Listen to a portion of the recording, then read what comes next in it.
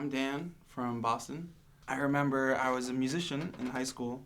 I hurt my technique, so I decided to take a year off, and my parents suggested that I study in Israel for a year instead of go to college. So I had applied to all music schools and I wasn't able to play. So I went to Israel and I stayed in Haifa, in Kibbutz Yagor. And it was a really magical place. We drank a lot of wine, a lot of vodka. I smoked cigarettes. It was a really exotic time. I don't smoke cigarettes anymore, and I don't drink as much anymore, but when people don't speak English, they need to find a way to communicate, so it was a hell of a party. And I was a philosopher in my own right at the time, so I wanted to go to a yeshiva and try my hand at the big question: is there a God or is there no God? And if so, should I be Orthodox? And who's going to make me? So I went to a notorious yeshiva for American young men who were just like me, a big shot in the mind and just kind of wondering what to do with their souls. And it was cool. I showed up without a penny in my hand, not really knowing if they were going to take me, at the old city of Jerusalem. Climbing up like 600 stairs, old stone steps with all my luggage, saying, "Will you please take me in?" And they said, "Okay, fine. You look like a curious young man. We'll take you in."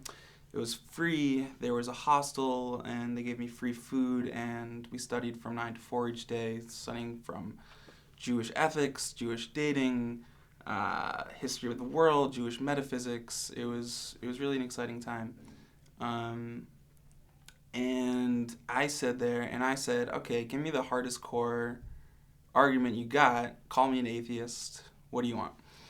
So I argued with them, and they're very kind, caring people, very charismatic people as well, and people with brilliant minds, and they really trapped me in every word and every nook and cranny of that word that I said, and flipped it around on me and said, "Now, why don't you believe in God?" And then, believe me, it came up good arguments. I can't remember them anymore, but they were good. And I lost. I lost the argument. So there I was, 18 years old, and my parents picked me up, and I didn't want to go home. I said, "This is where I live now," and I had a big kippah on my head, and I was living in the old city of Jerusalem in like a building that was falling apart, made of limestone. And I didn't want to go home or go to American college or anything like that. They said the big answers are here. This is where you belong. This is where you want to be. So stay here and just tell your parents that. So I did, and they took me home. And you know, I had a friend she's a brilliant mind. She's by now. I just had my 10th year high school reunion. She's been studying at Princeton, Harvard, and Stanford for different degrees, and she took me aside and she said, "No, I don't believe in it. I'm Jewish too, and I don't believe in it at all." And she said, "Why stop searching? The world is huge." And so that sunk in. And here I am today, still questioning things at LimmudBoston. Have a ride.